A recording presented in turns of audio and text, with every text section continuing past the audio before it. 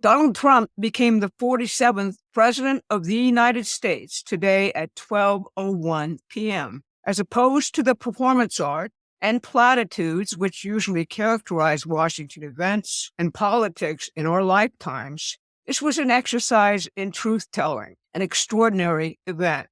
The inauguration took place in the Capitol Rotunda against the backdrop of that majestic site which celebrates the greatest moments in American history. This was also one of those moments. Amidst beautiful performances of America's patriotic songs, Trump said his theme and declaration for the day was the dawning of revolutionary common sense in America. The ceremony itself touched something deep in the American soul, at least in mine, a sense that we have just traversed something like the hard and difficult path our founders and our best presidents traveled before us, emerging triumphantly after a supreme battle, not with flesh and blood, but with the principalities and powers described in Ephesians 6:12, the rulers of the darkness of the world, against spiritual wickedness in high places.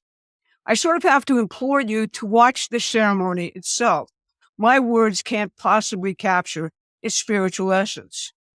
In the soaring end of his speech, he sought to rally the American people around the unique American character, something which exists in their bones. The builders, the visionaries, the bold explorers of new frontiers and new ideas, the outsiders who dared to be different, the optimists who view the impossible as their task. That, of course, is also his character.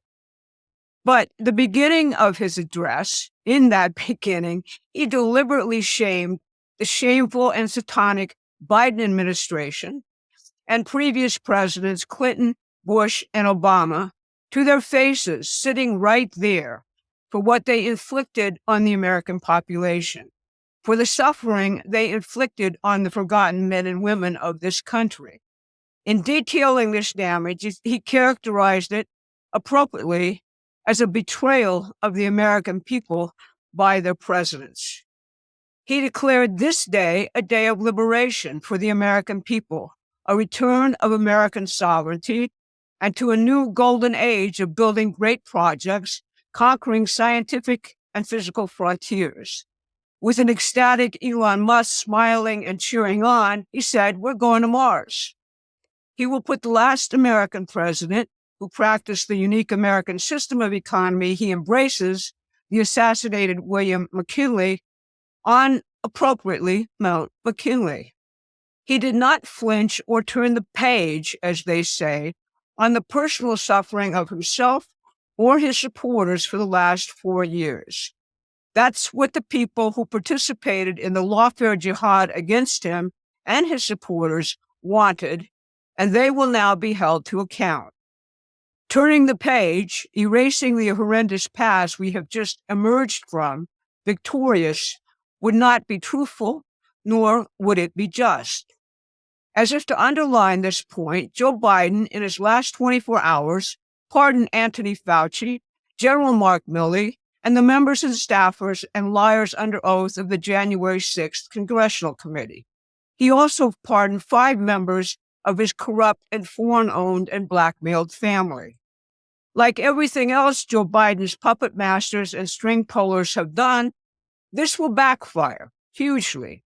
They have created the evidentiary tail to those who are most guilty of crimes.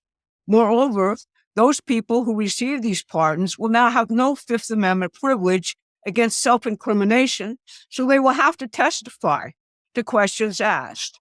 As for disappointment that they may have dodged accountability, what do you think the chances are for a conviction of these guys in Washington, D.C.? Not much.